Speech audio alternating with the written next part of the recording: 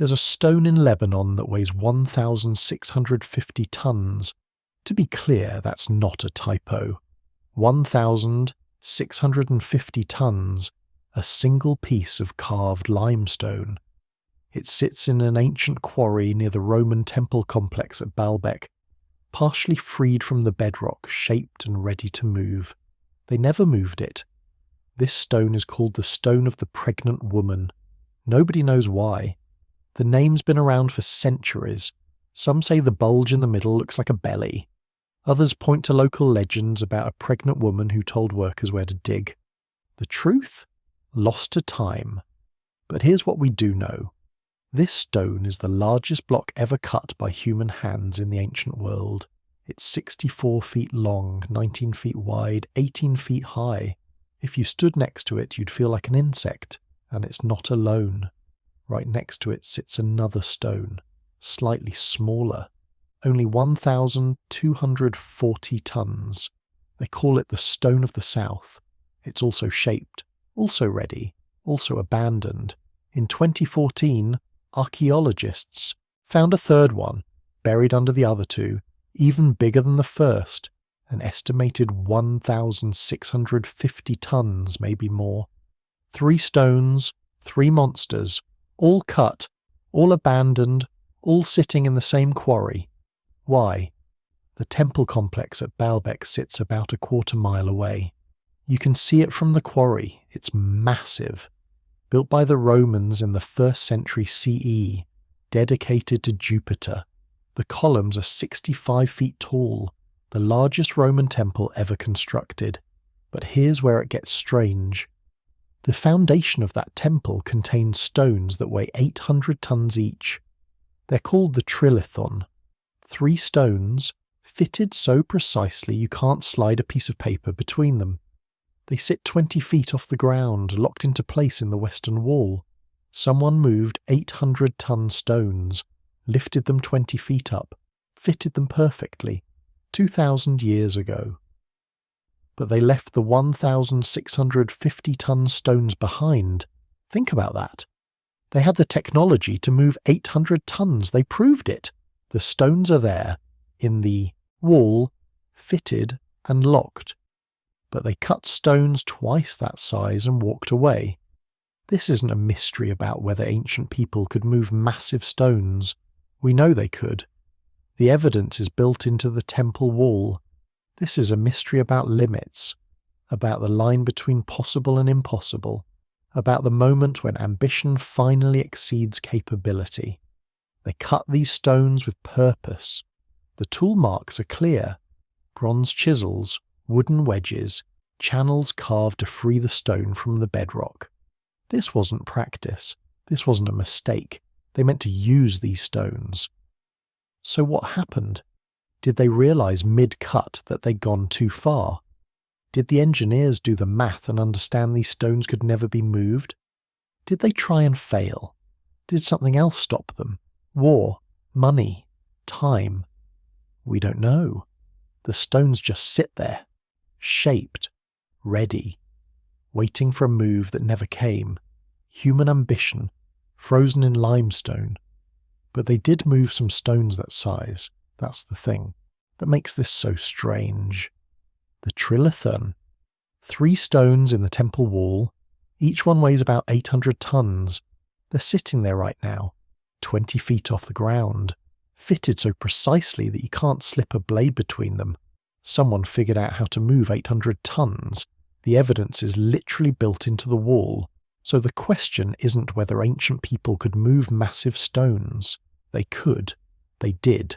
The proof is standing there after 2,000 years. The question is why they thought they could move stones twice that size. Let's talk about what it takes to move 800 tons. First, you need to free the stone from the quarry. That means cutting it on all sides, creating channels in the bedrock. The workers at Baalbek used bronze tools, bronze chisels. Iron wasn't common yet. Bronze is softer than limestone, so you can't just hack away. You have to be patient. They carved channels about 2 feet wide, deep enough to get underneath. Then they drove wooden wedges into cracks in the stone, poured water on the wedges. Wood swells when it gets wet. The pressure builds, slowly, over days, until the stone cracks free. That's how you cut an 800-ton block.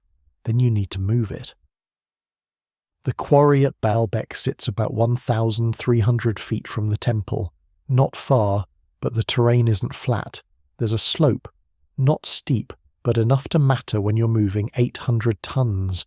They probably used rollers, logs underneath the stone, teams of workers pulling from the front, more workers behind, moving the back rollers to the front as the stone advanced, inch by inch, maybe 10 feet a day if you're lucky. Some engineers think they used a different method. A wooden cradle around the stone. The stone sits in the middle. Teams rock it back and forth. Each time it rocks, it moves forward slightly, like walking a refrigerator across a kitchen floor. But the refrigerator weighs 800 tons. Either way, you need hundreds of workers, maybe thousands, all coordinated, all pulling or rocking at the same moment. One mistake and someone dies. The stone shifts wrong, rolls, crushes whoever's in the way. But let's say you get the stone to the temple. Now you need to lift it, 20 feet up. Think about that. 800 tons, 20 feet in the air, with bronze tools and wooden ramps. The ramp is the only explanation that makes sense. You build an earthen ramp next to the wall, long and gradual, maybe 200 feet long to gain 20 feet of height. You drag the stone up the ramp using the same methods, rollers or cradles, thousands of workers pulling.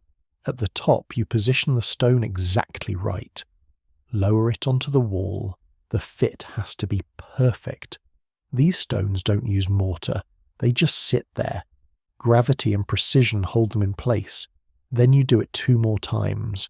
3 stones, 800 tons each, all lifted, all placed, all still standing. They did this. We know they did because the stones are there. So why did they think they could do it with 1,650 tons? Here's one. Theory. They didn't. Maybe the giant stones in the quarry were never meant for the temple. Maybe they were cut for a different purpose, an earlier structure, a different plan, something that got abandoned before the Romans arrived. The problem with this theory is the tool marks. They match the Roman period. Bronze chisels, the same techniques used on the Trilithon stones. If these were cut earlier, they'd show different tool marks, different methods. Plus, the stones are shaped rectangular, precise edges, ready to be placed in a wall. This wasn't practice. This was intentional. Here's another theory. They were testing limits. The Romans were ambitious. They built the largest temple in their empire at Baalbek. They wanted it to be impressive, unforgettable, a statement of power. Maybe the engineers said, "We moved 800 tons. Let's try for more." They cut the first stone, the 1,240-ton one, got it shaped, started planning the move, did the math, realized it was possible, barely, but possible. So they cut another one, bigger, 1,650 tons. Because if you can move 1,240, why not try for 1,650? And then reality hit. Maybe they tried to move it and couldn't. Maybe the rollers shattered. Maybe the ropes snapped. Maybe the stone cracked. Maybe people died and they decided it wasn't worth it. Or maybe they just did the math. An 800-ton stone needs maybe 1,000 workers to move. A 1,650-ton stone? You'd need twice that, maybe more. You'd need longer ramps, stronger rollers, more coordination. At some point the engineering becomes impossible, not because the stone is too heavy in theory, but because you can't organise that many people. You can't build equipment strong enough, you can't control the variables. There's a limit. And maybe they found it. Here's what's interesting. They didn't stop at one giant stone. They cut 3. The 1,240-ton stone, then the 1,650-ton stone. then another 1,650-ton stone underneath. 3 attempts, each one bigger or equal to the last. That suggests determination. Not a single mistake. Not one abandoned experiment. 3 separate efforts to push beyond what they'd already done. Why keep trying? Maybe it was pride. Maybe it was a challenge. Maybe some Roman engineer said, "We're the greatest empire in the world. We should be able to move any stone we can cut." Maybe it was religious. The temple was dedicated to Jupiter, the king of gods. Maybe they thought nothing should be too big for Jupiter's house. Or maybe it was simpler than that. Maybe they just wanted to see if they could. Humans do this. We push limits. We try things that seem impossible. Sometimes we succeed. Sometimes we don't, but we try. The Trilithon proves they could move 800 tons. That's not speculation.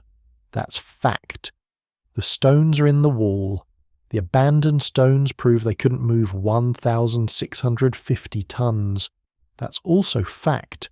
The stones are still in the quarry. Somewhere between 800 and 1,650 tons, the Romans hit their limit. And here's the thing. They knew it. They must have, because they stopped cutting stones that size. The temple got finished, the walls got completed, but they used smaller stones for the rest. Nothing close to the Trilithon, and definitely nothing close to the abandoned giants. They learned where the line was, they found the edge of possible, and then they walked away. The stones are still there, shaped, ready, waiting. Tool marks still visible after 2,000 years. You can visit them, stand next to them, feel how small you are. They're a monument to human ambition and human limits. We want to believe we can do anything, move any weight, build any structure, overcome any obstacle, and sometimes we can. The Trilithon proves that, but sometimes we can't. And that's okay too. The abandoned stones aren't failures, they're evidence. Evidence that even the Romans, with all their engineering and all their power, had limits. Evidence that some things are just too big, even for us. If you're using this to fall asleep, that's exactly why I make these videos. Maybe subscribe and let me know where you're watching from and what time it is. I always check the comments and it's fascinating. All of us drifting off to the same ancient mysteries together. Now back to those Roman engineers. They hit their limit somewhere between 800 and 1,650 tons. That much is clear. But there's another question worth asking. What if they didn't fail? What if abandoning those stones was the plan all along? What if they were testing something? Think about it. You're a Roman engineer. You've already moved 800-ton blocks. Successfully. They're sitting in the temple wall right now. The technique works. You know it works. So why would you try to cut stones twice that size? Unless you wanted to see if you could. The Romans were builders, yes. But they were also engineers. And engineers experiment. They push boundaries. They test limits. Not because they need to. Because they want to know. Look at the quarry again. 3 massive stones. All shaped. All ready. All abandoned at different stages. The first stone, the stone of the pregnant woman, is almost completely freed. They carved channels around it, cut it loose from 3 sides, started to separate it from the bedrock underneath, then stopped. The second stone, the stone of the south, is less finished. They shaped it, made it rectangular, but didn't cut as deep underneath. The third stone, discovered in 2014, is barely started. They outlined it, began the channels, then quit. That's not failure. That's a progression, like someone taking notes, trying different approaches, seeing what works. Maybe the first stone taught them something, so they adjusted the second one, made it smaller, changed the technique. When that didn't work either, they tried a third approach, smaller again, different shape. Each stone is an experiment. Each one answers a question. And here's what's interesting, the stones get progressively smaller. The first one, 1,650 tons. The second, 1,240 tons. The third, estimates vary, but probably around 1,100 tons. They were scaling down. Learning. Adjusting their expectations based on what they discovered. That sounds like engineering. Not religion, not hubris, just problem solving. Let's talk about Roman engineering culture for a minute, because context matters. The Romans didn't just build things, they documented everything. They wrote manuals. Vitruvius, a Roman engineer, wrote 10 books on architecture. He covered everything: materials, techniques, proportions, how to build aqueducts, how to construct siege engines, how to design temples. And here's the thing about Vitruvius. He emphasized experimentation. He told engineers to test their ideas, try new approaches, learn from failures. That was the Roman way. Build, test, learn, improve. So when you see 3 abandoned stones at Baalbek, maybe you're not looking at failure. Maybe you're looking at research. The Romans kept the records of everything. But those records are mostly lost. We have Vitruvius. We have a few other texts. But thousands of documents disappeared. Burned in library fires. Lost to time. Rotted away. What if there was a record of Baalbek? A detailed account of the experiments, what they tried, what they learned, why they stopped. We'll never know. The document is gone, if it ever existed. But the stones remain. 3 data points, 3 experiments in stone, still sitting in that quarry, still waiting. Now let's consider the practical side. Because even if this was an experiment, they still had to justify it. Someone had to approve the project. Someone had to pay for it. The temple at Baalbek was a massive undertaking. It took decades to build, maybe longer. The Roman Empire funded it. That means tax money, resources, labour, thousands of workers. You don't get that kind of support for a random experiment. You need a reason, a purpose. So what was the official story? Probably something practical. We need bigger stones for the temple. Bigger means fewer joints, fewer weak points, stronger structure, more impressive, more worthy of Jupiter. That's the pitch. That's what gets approved. But once you're in the quarry, once you're actually doing the work, you can experiment. You can push boundaries. You can try to see just how far the technique can go. And if it doesn't work, well, you tried. You learned something. The temple is already impressive. The 800-ton blocks are already in place. Nobody's going to complain. Here's another angle. The Romans loved spectacle. They built the Colosseum.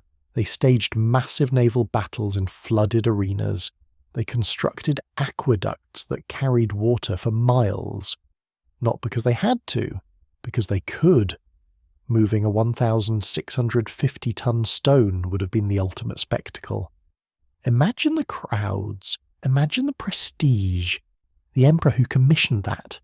His name would live forever. Maybe that was part of the calculation. Not just engineering curiosity, but political ambition. The desire to do something impossible. Something that would make people remember. But then reality set in. The stone was too heavy. The technique didn't scale. The risk was too high. Better to stop. Better to leave it. Better to focus on what was already working. The temple got built anyway. It still stands. It's still impressive. The 800-ton blocks are still there, still fitted perfectly, still defying explanation.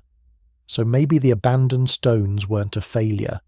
Maybe they were insurance, a backup plan that never got used, or a test that provided valuable data, or a political gesture that got quietly shelved. Or maybe they were all 3. Engineering, politics, ambition, all mixed together, all abandoned in the same quarry. Let's look at the tools they left behind. Because the quarry isn't empty. There are bronze chisels scattered around, iron wedges, wooden levers, Some of them are still there, buried in the sand, rusted, broken, forgotten. Archaeologists have studied these tools.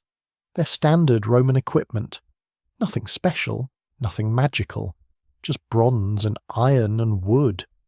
The same tools they used for the 800-ton blocks, the same tools they used for regular construction, the same tools that worked everywhere else in the empire. So the tools weren't the problem. The technique wasn't the problem. The problem was scale, pure physics, weight and friction and force. At some point, the math stops working. The tools can't grip hard enough. The rollers crack under the weight. The ropes snap. The workers can't generate enough force. That's the limit. That's where the experiment ended. But here's what's fascinating. They got close. Really close. The stone of the pregnant woman is almost free. A few more weeks of work and it would have been completely separated from the bedrock. They could have tried to move it. They could have assembled the ropes and rollers and teams of workers. They could have attempted the impossible. They didn't. They stopped. They walked away. That takes discipline. That takes wisdom. Knowing when to quit. Knowing when you've learned enough. Knowing when the risk outweighs the reward. Maybe that's the real lesson of Baalbek. Not that the Romans failed, but that they knew when to stop. They pushed the boundary. They found the limit. They documented it in stone. Then they moved on. The temple got finished. The empire kept building. Other projects, other experiments, other boundaries to test. And the stones stayed in the quarry. Silent witnesses to an experiment that almost worked.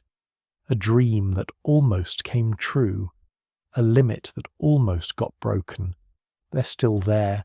You can visit them, walk around them, touch them, feel the chisel marks, see where the workers carved the channels. Imagine the moment when someone made the decision, when someone said, "That's enough, we stop here." The stones don't tell us why, they just sit there, massive, silent, waiting. But maybe that's enough. Maybe the stones themselves are the answer, not a failure, not a mystery, just evidence, proof that someone tried, proof that someone pushed as far as they could, proof that someone knew when to stop. That's engineering, that's wisdom, that's human, and maybe that's why we're still talking about it, 2,000 years later, still wondering, still asking why, still looking at those stones and seeing ourselves, our own ambitions, our own limits, our own decisions about when to push and when to stop. The stones remain, the questions remain. And somewhere in that tension, in that space between what was attempted and what was achieved, there's something worth thinking about, something worth carrying into sleep. Listen to the quarry itself, not the stones, the space around them, because here's something nobody talks about. When you visit Baalbek today, the quarry is quiet, almost silent. Wind moves through the valley. Birds call in the distance. That's it. But 2,000 years ago, this place would have been deafening. Hundreds of workers, maybe thousands, hammering bronze chisels into limestone. The sound would have echoed off the valley walls, a constant rhythm, metal on stone, hour after hour, day after day, voices calling out, coordinating work, warning of cracks, celebrating progress, the creak of wooden scaffolding, the splash of water on wedges, the crack of stone finally giving way. This wasn't a quiet place. This was industrial. This was organised chaos. And then one day, it stopped. The workers left. The tools stayed behind. The sounds faded. The quarry went silent. That silence tells us something. When a project gets abandoned, there's usually a moment, a decision point. Someone in authority says, "Stop, pack up, we're done here." But at Baalbek, they left everything. The tools are still there. Bronze chisels, iron wedges, wooden levers, some buried in sand, some scattered around the stones. You don't leave expensive tools behind if you're planning to come back. You don't abandon bronze chisels if the project is just paused. You leave them when you know you're never returning. So what happened in that moment? What did they hear? What did they learn? Maybe it was a sound, a crack in the stone that shouldn't be there, a groan from the bedrock, a warning that the whole thing was about to split. Stone talks. Any quarry worker knows this. Limestone makes sounds as you cut it. Little pops, tiny cracks, the stone releasing tension. Good sounds mean you're doing it right. Bad sounds mean stop immediately. Maybe they heard a bad sound, something that told them the stone was compromised, that all this work was for nothing, that the block would shatter if they tried to move it. That would explain the sudden stop, the abandoned tools, the silence. But there's another possibility. What if the sound came from somewhere else? The temple complex sits a quarter-mile away. Work was happening there too. Hundreds of workers lifting stones, setting columns, carving details. What if someone at the temple called out? A messenger running from the construction site. New orders, change of plans, stop the quarry work. We need those workers here. That happens in big projects. Priorities shift. Resources get redirected. One part of the job suddenly becomes more urgent than another. The temple was the main goal. The quarry was support work. If the temple needed more hands, the quarry would empty fast. And if those workers never came back, if the project finished without needing those massive stones, then the quarry stays silent. The tools stay behind. The stones stay put. Let's think about what those workers experienced. Imagine spending months on a single stone, carving channels, driving wedges, watching it slowly separate from the earth. Your hands are raw, your back aches, but you can see progress. Every day the stone gets a little more free. You're part of something historic, something impossible. You tell your family about it, your friends. The stone is bigger than anything anyone's ever moved, and you're helping cut it free. Then one day, someone tells you to stop, pack your tools, report to the temple. This work is done. You look at the stone. It's almost ready. Another few weeks and it would be completely free. All this work, all this effort, and now you're walking away. How does that feel? Frustrating? Probably. Disappointing. Definitely. But also maybe relieved, because deep down you knew this stone was too big. The math didn't work. The technique that moved 800 tons wouldn't scale to 1,650. The rollers would crack. The ropes would snap. People would die. You didn't say it out loud, nobody did, but everyone thought it. So when the order came to stop, maybe there was relief mixed with the disappointment. You tried. You pushed the limit. You learned something, and now you get to walk away with your life. The stone stays. Your effort stays, but you move on. That's not failure. That's survival.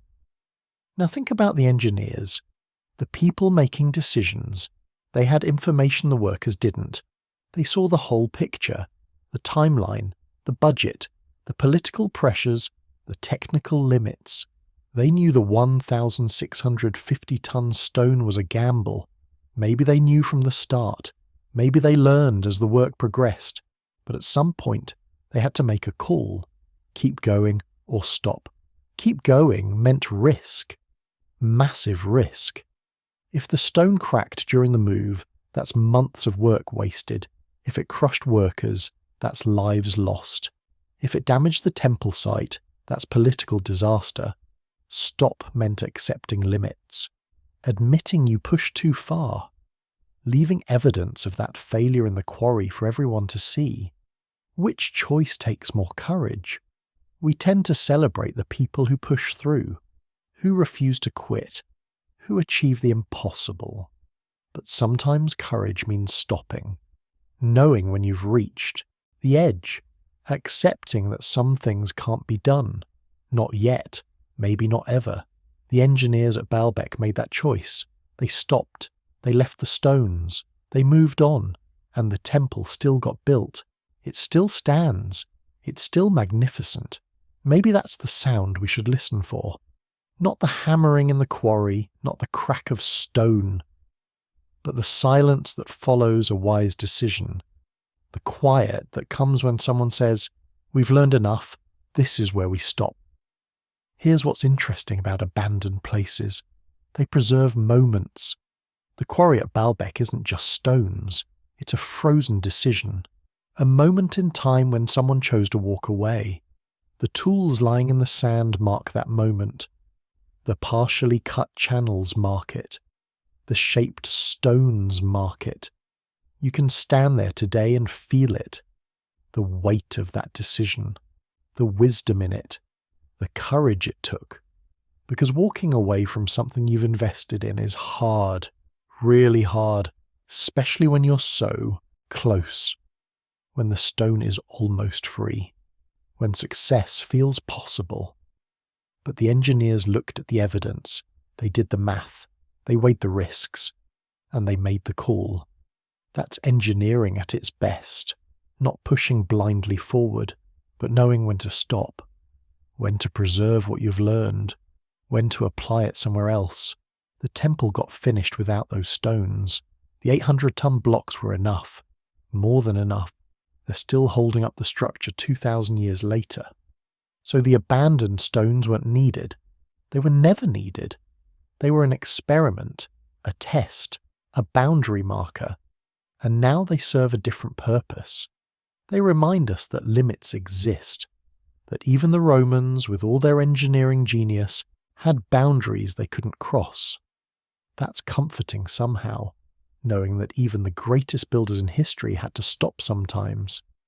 Had to say, this is too much, this is too far. It makes our own limits feel less like failures, more like data, points, information about where we are, what we can do, what we need to learn. The silence in the quarry isn't empty, it's full of decisions, full of wisdom, full of the sound of people choosing survival over spectacle, safety over pride, knowledge over achievement. Listen to that silence, really listen. It's saying something important. It's saying that knowing when to stop is just as valuable as knowing how to start. That boundaries aren't barriers, they're information. That walking away isn't giving up, it's growing up. The stones remain, the silence remains. And somewhere in that quiet space, there's a lesson worth carrying forward. Not about what the Romans achieved, but about what they chose not to attempt, what they had the wisdom to leave behind, what they knew was enough. That's the sound of Baalbek, not hammering, not cracking, not triumph, just silence, wise, patient, enduring silence, the kind that helps you sleep. Here's what nobody talks about when they discuss Baalbek. The Romans didn't just abandon those stones, they abandoned an entire theory of construction. Think about what those massive blocks represent. They're not just big rocks, they're a philosophy, a belief system about what's possible. The Romans built an empire on concrete. That was their secret weapon. Mix volcanic ash with lime and water, pour it into forms, wait for it to harden. You can create any shape you want. Arches, domes, aqueducts, buildings that still stand today. Concrete was revolutionary. It was cheap. It was fast. It was flexible. But at Baalbek they didn't use concrete. They used massive stones, giant blocks fitted together, the old way, the way the Greeks did it, the way the Egyptians did it thousands of years before. Why? Because sometimes new technology isn't the answer. Sometimes you need weight, mass, permanence, something that says, this will never fall. Concrete can crack, it can crumble. Given enough time, it breaks down. But a 800-ton block of limestone, that's not going anywhere. Not in 1,000 years. Not in 10,000. The Romans knew this. They use concrete everywhere else, but for the temple of Jupiter at Baalbek, they chose stone, massive stone, the biggest blocks they could move. That choice tells us something about their priorities. This wasn't just another temple. This was a statement, a message carved in rock. We can do what the ancients did. We can do it better. The Trilithon proved they could. 3 800-ton blocks, lifted 20 feet, fitted perfectly, still there, still holding. But then they pushed further. They tried for stones twice that weight. And that's where the theory broke down. Not the stones. The theory. Because here's the thing about engineering. It's not just math. It's not just physics. It's belief. You have to believe the thing you're building will work. You have to trust the theory. The Romans believed they could move anything. Their whole empire was built on that. Confidence. Roads across mountains, bridges over rivers, aqueducts spanning valleys. If you could design it, you could build it. That belief carried them far, farther than any civilization before them. But belief has limits, and at Baalbek they found one. Let's look at what they were actually attempting. Moving an 800-ton stone requires specific conditions. You need solid ground. You need enough workers.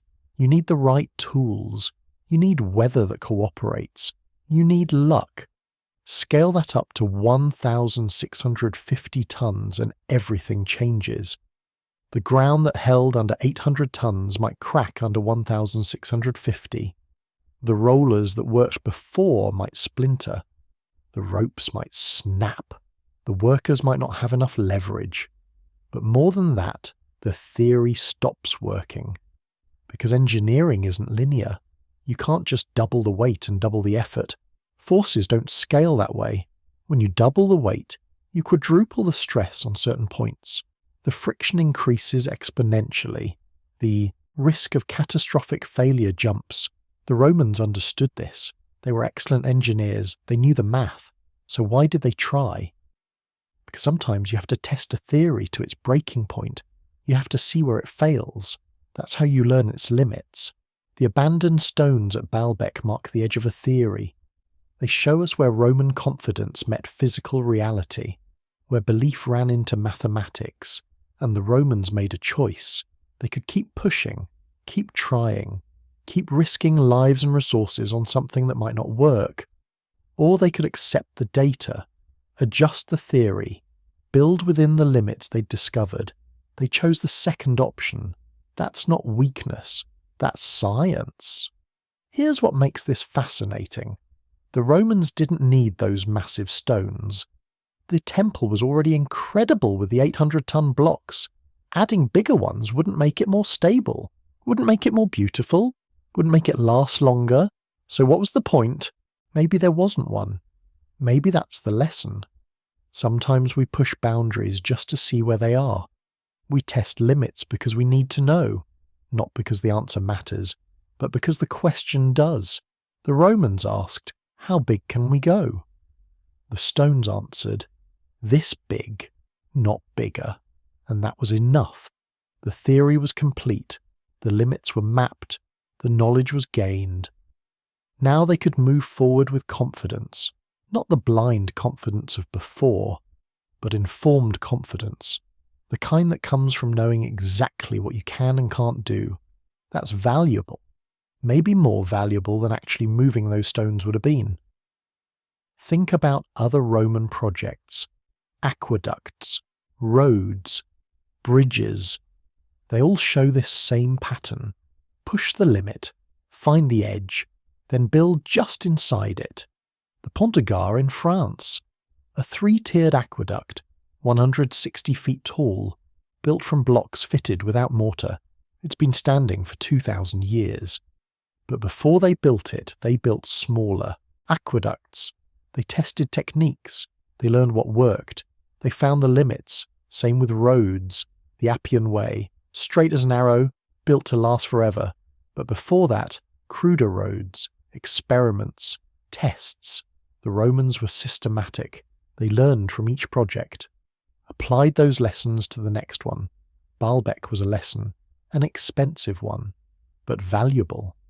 They learned that stone has limits, that even perfect engineering can't overcome basic physics, that some things are too big to move with ancient technology, and they applied that lesson everywhere else.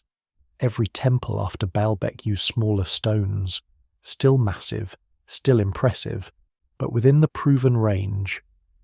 The theory evolved. It got better, more accurate, more useful.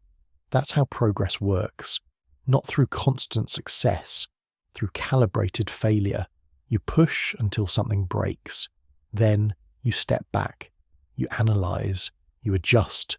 You build better next time. The abandoned stones are monuments to that process. They're not failures. They're data points, markers on a map of what's possible. And here's what's beautiful about it. Those stones are still teaching us. Modern engineers study them. They measure them. They calculate the forces involved. They run simulations. And they're learning the same lessons the Romans learned. That size matters.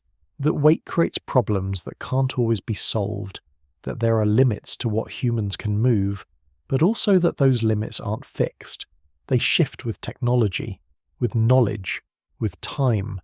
The Romans couldn't move 1,650 tons. We can. Modern cranes, hydraulic systems, computer-controlled precision. But we have our own limits, our own abandoned stones. Projects too big, too complex, too expensive. The theory still has edges. We're still mapping them. Maybe that never stops. Maybe every generation finds new limits, tests them, adjusts the theory, passes it forward. The stones at Baalbek are part of that chain, a link between ancient ambition and modern understanding. Between what was tried and what was learned, they sit in the quarry, silent, patient, waiting for the next person to ask the right questions. Why did they stop? Because the theory told them to. Why did they try in the first place? Because the theory demanded it. Why do the stones still matter? Because theories need testing, limits need finding, knowledge needs building. And sometimes the best way to learn is to fail magnificently. To push so hard that something breaks, to mark the edge so clearly that everyone after you knows exactly where it is. That's what the Romans gave us. Not just temples, not just roads, but a method, a way of thinking about problems. Try, measure, learn, adjust, try again. The abandoned stones are proof that even the greatest builders had to follow that process, had to accept limits, had to step back sometimes, and that's comforting. Knowing that even Rome, at the height of its power, with unlimited resources and the best engineers in the world, still had to say, no, that's too much. It makes our own limits feel less like personal failures, more like natural boundaries, information about where we are, what we know, what we still need to learn. The theory of what's possible is always incomplete, always evolving, always being tested. The Romans tested it at Baalbek, found an edge, marked it with stones. Now those stones sit quietly, holding that knowledge, waiting to share it with anyone willing to listen. What if the Romans never intended to move those stones at all? Stay with me here. Because there's another way to look at this. The quarry at Baalbek wasn't just a work site. It was a display, a demonstration of power. Think about who visited this place. Dignitaries, foreign ambassadors, local leaders, people who needed to understand what Rome was capable of. And what better way to show that than with stones nobody else could cut? You walk into the quarry, you see these massive blocks, shaped, perfect, ready to move, except they're not moving, they're just sitting there, waiting. The message is clear. We can do this. We choose not to, but we could if we wanted. That's a power move. That's political theatre carved in stone. The Romans were masters of this kind of display. They built monuments specifically to intimidate. The Colosseum wasn't just for entertainment, it was a statement. Look what we can build. Look what we control. Same with aqueducts. Sure, they brought water, but they also showed engineering superiority. We can move water uphill. We can span valleys. We can do things you can't imagine. The quarry stones might be the same thing. A flex, a demonstration. Look at what we're capable of. Look at what we might do next. And here's the beauty of it. You don't actually have to move the stones for them to work. They're more impressive sitting in the quarry. Because once you move them, they're just part of a wall. Big? Yes. Impressive? Yes. But static. Done. In the quarry, they're potential. They're possibility. They're a threat that never needs to be executed. Maybe that was the whole point. Let's think about the timeline.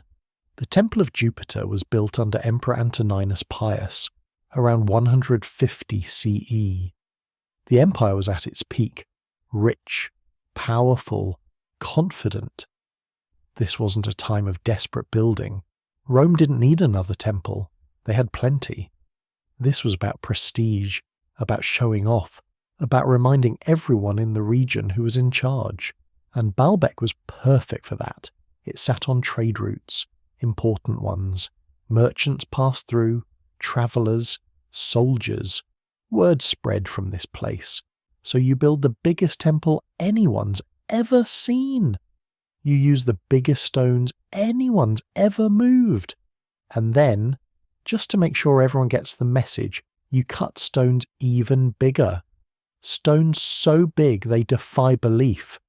You leave them in the quarry, visible, accessible. A short walk from the temple. Guides probably brought visitors too. See them. Look at this. Look at what Rome can do. These stones. We cut them just to prove we could. The psychological impact would be massive. Because if Rome can cut stones this big, what else can they do? What limits do they actually have? None. That's the message. Rome has no limits, except they did. We know that now. The empire fell.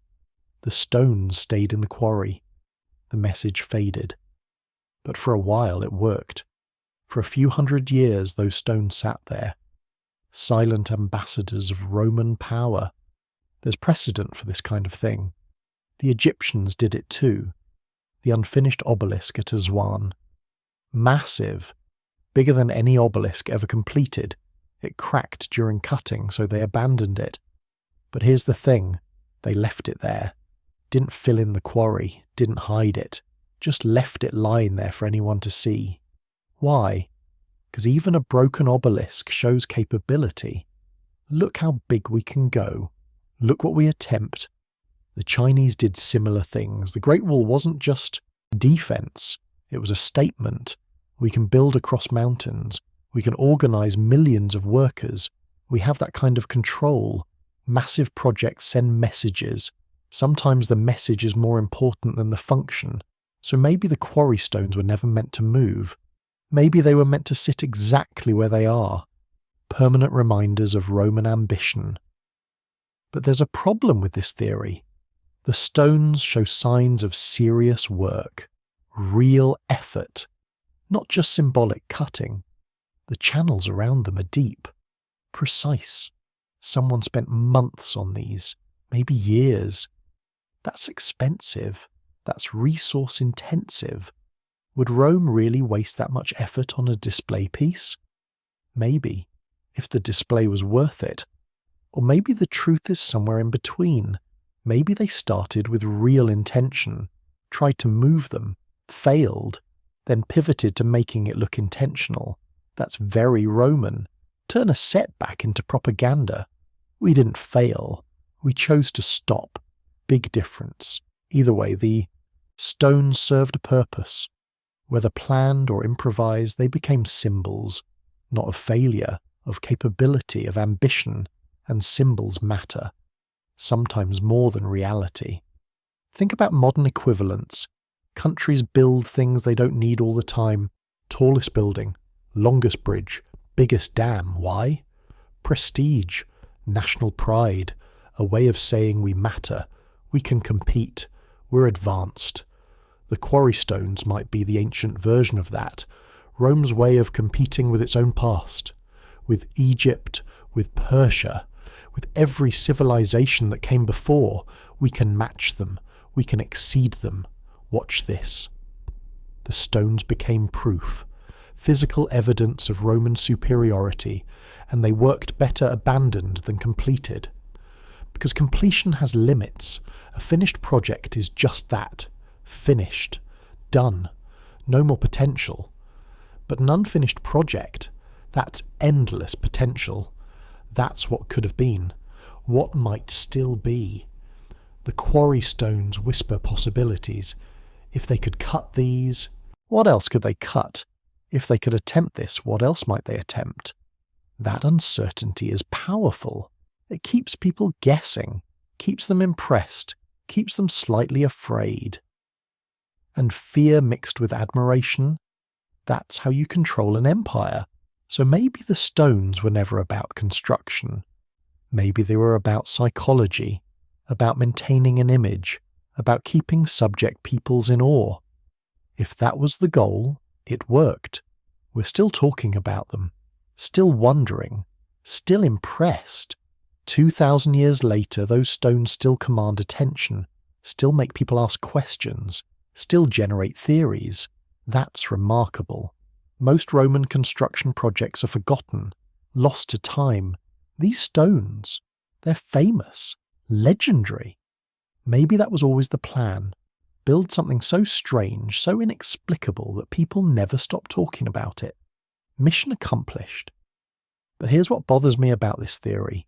It assumes too much cleverness, too much planning, too much strategic thinking. History is usually messier than that. Plans fail, accidents happen, people make mistakes. The neat explanation is rarely the right one. So maybe the truth is simpler. Maybe they tried to move the stones, couldn't, gave up, walked away. No grand strategy, no psychological warfare, just practical failure. And then later, people invented stories, turned the failure into mystery, made it seem intentional, because mystery is better than admitting defeat. That happens all the time. Humans are good at rewriting history, at finding meaning in random events, at making patterns where none exist. The stones sit in the quarry.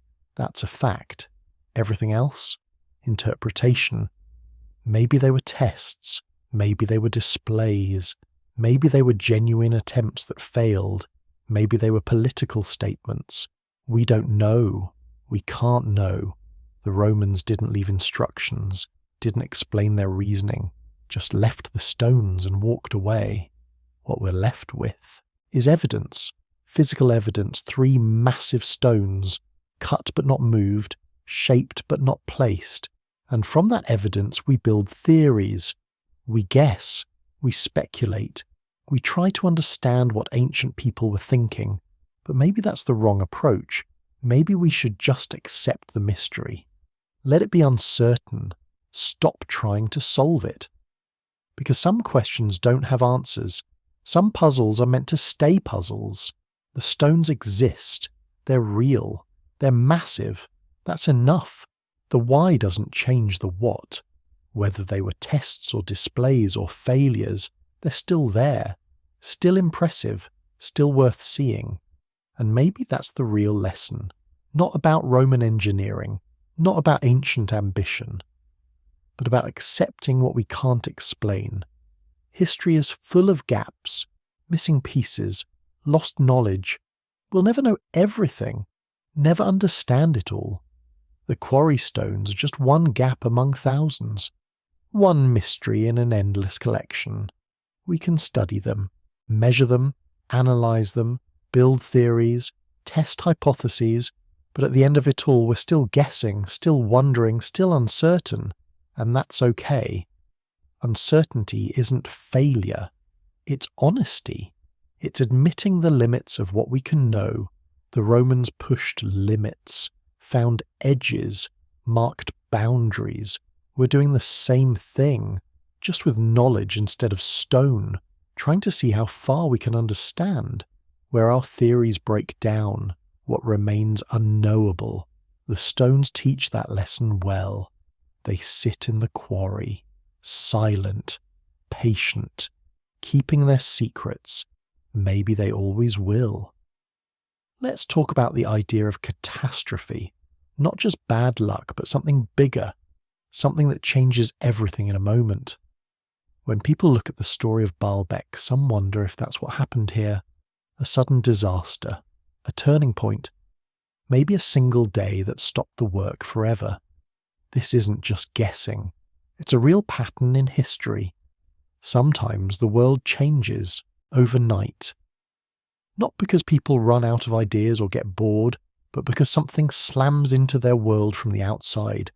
A war, a plague, an earthquake, even a change in who holds power. One event sweeps through, and nothing is ever quite the same. So, what could have happened at Baalbek? Why did the work stop so suddenly, with tools left behind and stones half finished?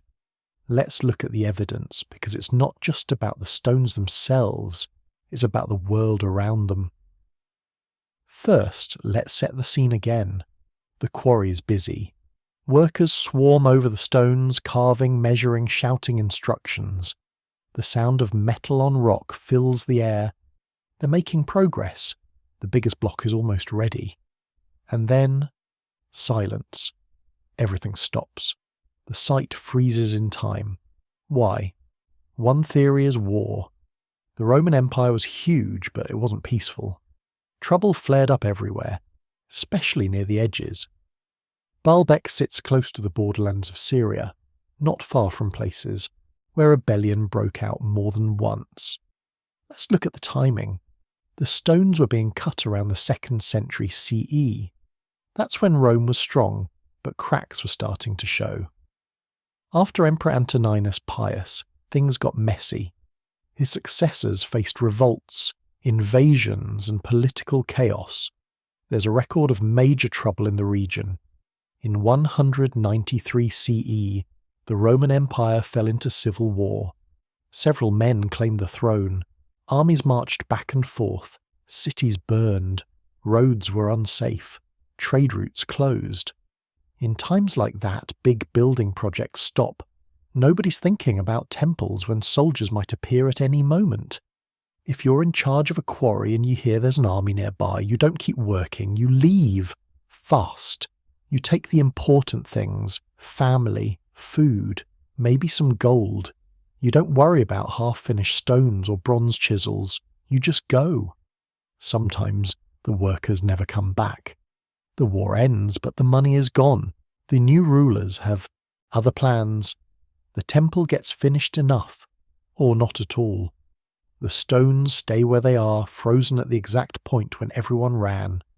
There's another possible disaster. Plague.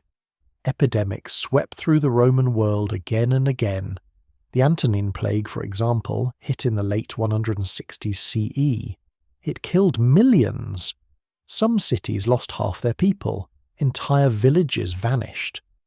Imagine the quarry during an outbreak like that. Workers get sick. The bosses get sick. People die. Fast. Fear spreads even faster. The project grinds to a halt. Nobody wants to gather in big groups. Nobody wants to work shoulder to shoulder, breathing the same air. The stones can wait. Survival comes first. Even if the plague passes, things don't always return to normal. Skilled workers are gone. Money is tight. The people in charge might be dead.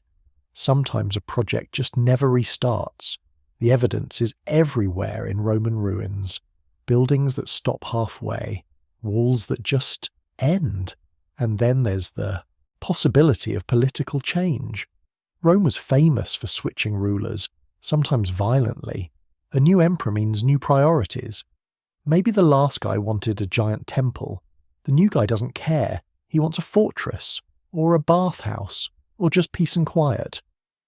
When power shifts, big plans can vanish in a heartbeat. Contractors go unpaid. Workers scatter. The quarry, once a hive of activity, becomes silent. It happens fast. and it's not always dramatic. Sometimes there's just a new order. Stop. Don't spend another coin on that project. But there are more natural disasters too. The Baalbek region sits near earthquake zones. Earthquakes don't just shake the ground, they change history. In 551 CE, a huge earthquake hit Lebanon. It destroyed cities along the coast. The ground moved. Buildings toppled. It's not crazy to wonder if something like that happened even earlier. A big earthquake could crack the stones, damage the quarry, or make moving the blocks impossible. Even a small quake could be enough to scare people away. Workers might see cracks in the ground and decide it's not worth the risk. A place can go from busy to empty overnight. Let's not forget the weather. Climate isn't just background noise. There are ancient records of droughts and famines in this region. When rain stops falling, crops fail. People starve. Governments focus on food, not temples. Labourers go back to their farms. The city's priorities shift. The quarry becomes less important, maybe forgotten for years. Sometimes it's a mix of disasters, war plus famine, plague plus political chaos. History is messy like that. One problem makes another worse, until the whole project just collapses under the weight. The evidence for sudden catastrophe at Baalbek is mostly indirect. There are no ancient reports saying, work stopped because of war, but the clues are real: abandoned tools, stones left at awkward angles, no signs of a slow, careful shutdown. It looks like everyone left in a hurry. You see this pattern elsewhere in history. Take Pompeii, frozen by the eruption of Mount Vesuvius in 79 CE. People were caught in the middle of daily life. Bread in the oven, dogs on leashes. Life stopped at a single moment, then never restarted. At Baalbek, it's not volcanic ash. It's silence. Work half done. Hints that something big happened, big enough to stop even the best trained Roman builders in their tracks. Another example is the city of Akrotiri on the island of Santorini. A volcanic eruption buried it. But before the ash fell, people left in a hurry. Pots sat on tables. Tools dropped on the ground. The suddenness is clear. Something told everyone to run. At Baalbek, the disaster is invisible. Maybe it was fear of invasion. Maybe a sickness spreading through the valley. Maybe a political order that changed everything overnight. Whatever it was, the effect is the same. The silence of a place abandoned in a rush. Let's dig a little deeper. Why would a single event stop such a massive project? Isn't there always someone who wants to finish the job? Not always. Big projects depend on more than just workers. They need money, organisation, leadership, a sense of safety. If an emperor dies and chaos follows, the flow of money stops. Officials disappear. Skilled workers move to safer jobs. Supplies don't arrive. The whole machine grinds to a halt. And sometimes, the reason to build in the first place just disappears. Maybe the temple doesn't matter anymore. The local people have new rulers, or new gods, or new worries. The stones become relics of a different time, no longer worth the effort to finish. But what about the idea of recovery? Sometimes places bounce back after disaster. Why didn't Baalbek's quarry get restarted? Maybe people tried. Maybe there were later attempts to use the blocks, but circumstances had changed too much. Think about the cost. Moving stones that size isn't just about muscle. It's about planning, equipment, and a steady supply of food and water. Without strong leadership, it's almost impossible. The risk is huge. If you fail, you waste even more money. It's safer to use smaller stones, or switch to concrete like most of the Roman world had already started doing. Over time, the site becomes a monument to what was lost. New generations visit, wonder, and move on. The story of the stones gets mixed up with legends. People invent reasons for their size and their abandonment. The real reason, war, plague, earthquake, fades into the background. Mystery takes over. But here's a question. Does catastrophe always mean failure? Not necessarily. Sometimes abandoned projects teach more than finished ones. They show us the limits of human ambition, the edge between what's possible and what isn't. They remind us that history is fragile, that progress can be wiped out in a single moment. Baalbek's quarry is a snapshot of that moment. It's a lesson in humility. No matter how powerful an empire seems, nature and fate can still have the last word. There's also a kind of beauty in the unfinished. The stones are frozen in the act of becoming something. They remind us that not all dreams are completed. Some are interrupted. Some are left for others to wonder about. This isn't just an old story. It's a pattern that repeats, even today. Look at modern construction projects halted by war or disaster. Hotels in the middle of being built, now empty shells. Stadiums half-finished, left to rust when money runs out. The same story, over and over. So, when we look at Baalbek, maybe we're seeing something universal, a reminder that even the most impressive plans can end in silence. Not because people gave up, but because the world changed around them. Some people find that idea sad, others find it comforting. It means we're not in control of everything. Sometimes forces bigger than us decide how the story ends, but it also means the story isn't over. The stones are still there. People still visit, still wonder, still create new theories. The silence of the quarry isn't the end. It's just another chapter. Let's pause and think about what catastrophe really means. It's not just disaster. It's change, a new direction. Sometimes what looks like an ending is really a beginning for something else. The people who left those stones probably didn't think they were making history. They were just reacting to events, trying to stay alive, maybe hoping to come back someday. But what they left behind became a puzzle for the future, and now that puzzle belongs to us. We try to fill in the blanks with facts and guesses. We tell stories about what might have happened. We wonder if we'd have done the same thing, faced with a crisis. Maybe that's why these stones matter so much. They're reminders that history isn't just made by heroes and geniuses. Sometimes it's shaped by weather, by disease, by fear, by luck. Things outside anyone's control. We like to think we can plan everything, control everything. But one earthquake, one war, one wave of sickness, and all those plans can vanish.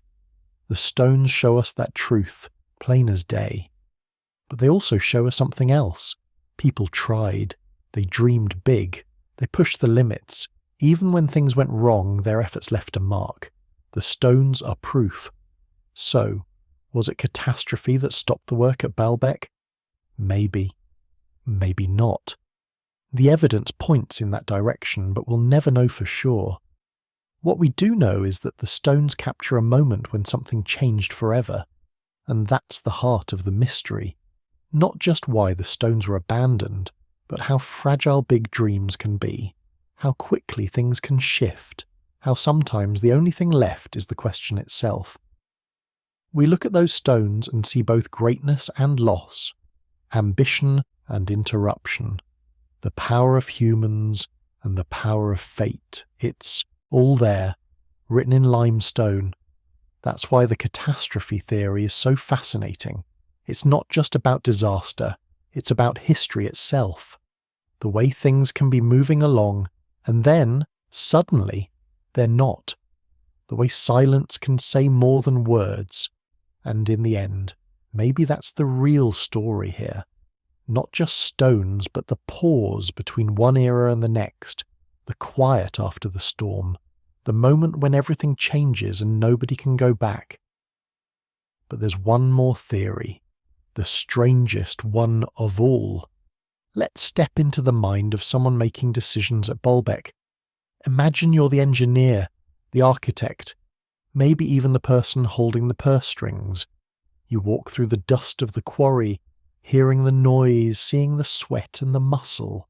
You look at these blocks, massive, impossible shapes carved out of limestone. You know what it costs. Not just money, but time, lives, reputation. And you're not just building for yourself. You're building for an empire, for the people above you, for history. Every choice you make has to mean something, so why cut stones so big? Why risk so much? If you really wanted to get the job done quickly, you'd use smaller blocks. You'd use concrete, right? Faster, safer, cheaper. But that's not what happened here. There's a different logic at work, something beyond just practicality. Let's look at intention. What if the real reason was to make a point, to leave a mark not just on the landscape, but on the people who saw it? This isn't just about building a temple or a wall. It's about showing what's possible, setting a new standard, daring everyone who comes after to do better, or to even try. Think about how ancient leaders used monuments. They weren't just for worship or gatherings, they were messages in stone. We are powerful, we will last.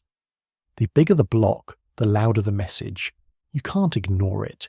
You can't pretend it's normal. It gets into your head. That kind of thinking changes how you see the abandoned stones. Maybe they're not just leftovers, maybe they're part of the plan. A statement that says, look what we tried. The effort itself becomes the achievement, even if it's unfinished. Let's dig deeper into the idea of intentionality, the act of doing something on purpose. In history, there's a pattern. People start big projects not just to finish them, but to show they can start them at all. Sometimes, the act of starting is more important than the end result. You see this in other places too. The Egyptians built pyramids that took decades, even lifetimes. They didn't always finish them. Some are left half-built, the outer stones missing or the core exposed. But nobody doubts what they were trying to do. The intention is clear, even when the execution falls short. Look at the Great Wall of China. It's not a single wall. It's a patchwork of walls, towers and gaps. Some parts are strong, others crumble. Some places the wall just stops, but the message is unmistakable. We tried to draw a line. We tried to hold the world back. The wall is a symbol of the attempt, not just the result. Now bring that idea back to Baalbek. Maybe the unfinished stones aren't a mistake. Maybe they're a record of human ambition. The moment when someone said, let's see how far we can go. Even if it didn't work as planned, it tells a story of trying, of reaching. There's another angle to consider. What if the process itself was the point? The ancient world loved ritual and ceremony. Every step in a big project might have meaning. Not just the finished building, but the act of carving, moving, even struggling with the stone. Picture the workers, the overseers, the priests. Maybe the act of shaping such a giant block was part of a sacred journey. A test of strength for the community. Something to rally around. If you succeed, you celebrate. If you fail, you still have the story. The challenge becomes a legend. And here's something else to think about. Sometimes leaving things unfinished is a message too. In some cultures, stopping a project on purpose is a way to honour the gods. It says, we've reached the limit. Only the divine can do more. The unfinished work becomes a kind of offering, a reminder of human limits. There are stories from other places where builders left a stone or a part of the building incomplete for this reason. It's a way to show respect, to avoid angering higher powers by claiming too much perfection. Maybe something like that happened at Baalbek. Maybe the stones were left as a symbol of humility, not failure. Another theory is about showing off to outsiders. The Romans weren't just building for themselves. They wanted everyone to know who was in charge. Big stones, big temples, big quarries, they were all part of the message. We're here. We can do things you can't even imagine. leaving those massive stones as a place could be a kind of trophy. Visitors would see them and think, if they can do this, what else are they capable of? It's a power move, intimidation in stone. You don't need to finish every project if the unfinished part is still more impressive than anything your rivals can achieve. Let's talk about engineering pride. Sometimes, the people doing the work want to see how far they can push themselves. It's not about religion or politics. It's about skill, about setting records. Like athletes today trying to break world records, ancient builders might have wanted to outdo everyone who came before. Even if the block never moved, the fact that it was carved at all is an achievement. It's a way of saying, look what we did, even if nobody else ever does it again. Sometimes the challenge is the point. The process is the reward. That's a part of human nature. And then there's the idea of legacy. People want to be remembered. Leaders, architects, workers, they all want their names to last. Cutting the biggest stone ever is one way to do that. Even if the stone stays in the ground, the story stays alive. People talk about it for generations. Look at the stories that have survived. The legends about who carved the stones, who named them, why they stopped. Whole traditions grow up around these mysteries. The facts might get twisted, but the memory lasts. That's a kind of success too. There's also a certain comfort in the unfinished. It leaves room for imagination, for new stories to grow. Finished things are fixed, locked in place. Unfinished things invite questions. They pull people back again and again to wonder and speculate. That's why people keep coming back to Baalbek. Not just for what was done, but for what wasn't. The gaps are as interesting as the stones themselves. But intention doesn't always mean the same thing to everyone. What looks like a message to us might have been a practical decision to them. Maybe they started big, realized it was too risky and simply stopped. Maybe it was a bit of both, ambition mixed with reality. Let's look at another example from history. In England, there's Stonehenge. Everyone wonders why it was built, how it was built, what it meant. The stones are arranged with care, but there are missing pieces. Stones that never arrived, holes that were dug and left empty. Some experts think the builders ran out of steam, or resources, or just changed their minds. Others say the gaps were part of the plan. Maybe the intention was always to leave some stones out, to create a pattern of presence and absence. The mystery becomes part of the site's power. The same could be true at Baalbek. The missing movement of those giant blocks might not be a failure at all. It could be part of the story they wanted to tell. Let's switch gears for a second and talk about the limits of intention. Sometimes people want to do something but can't pull it off.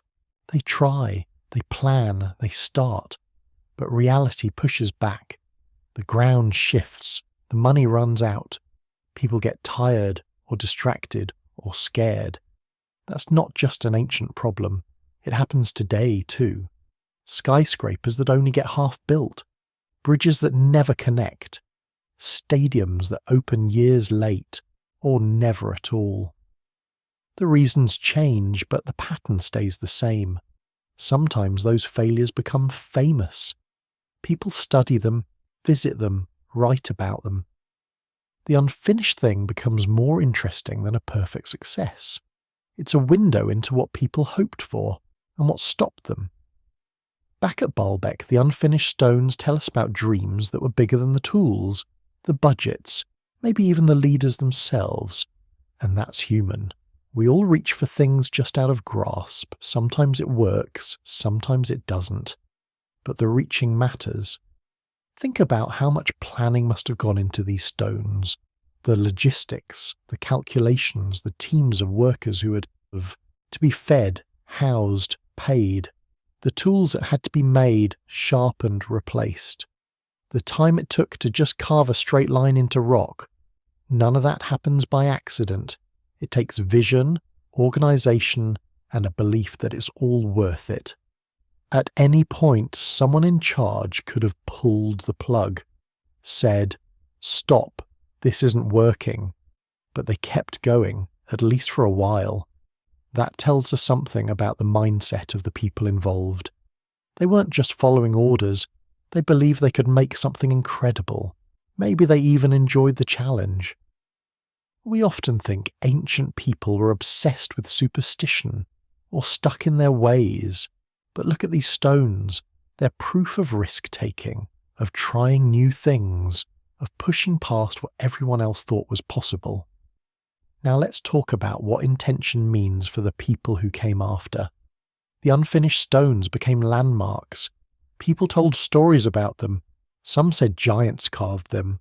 Others said they held secret powers. The stones became more than just building blocks. They became part of the landscape of memory. That's the strange thing about intention. You can start out wanting one thing and end up with something totally different. The Romans may have wanted a bigger temple or a more impressive wall. What they got was a legend. ? Carved in limestone. And here's a final angle to consider. What if the real intention was to leave a mystery? Sometimes people do things just to keep others guessing. Maybe a little bit of ego. Maybe a bit of fun. Maybe it's a way to stay in the conversation long after you're gone. It's possible we're reading too much into it. But it's also possible that the uncertainty is the point. The stones invite us to wonder, to invent stories, to connect with the past. That's a kind of immortality too. So when you see those massive blocks stuck halfway between dream and reality, you're seeing a snapshot of human intention. Bold, messy, unfinished, proud. It's all there. And here's what I keep coming back to. The effort itself is a kind of success. Even if the stones never moved, they changed history. They changed us. They give us something to talk about, argue about, dream about. Intentional or not, the stones at Baalbek are a reminder of how far people will go to make a mark, how much we're willing to risk for a shot at greatness, and how sometimes the most important stories are the ones that aren't finished. So what do we really know? Let's look at the evidence we can actually touch.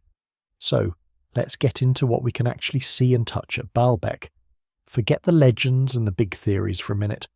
What's physically there? What have archaeologists and engineers found, measured or tested?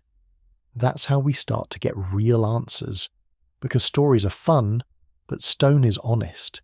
It can't lie. It just sits there, waiting for us to notice the details. Start at the quarry itself. You stand on dusty ground. The air has that dry smell like old chalk. In front of you is the stone of the pregnant woman. It's huge, not just big, mind-bending.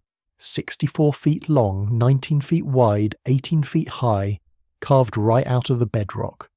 If you run your hand along the surface, you feel the marks from ancient tools, shallow lines, tiny grooves, each one made by someone swinging a chisel, maybe 2,000 years ago.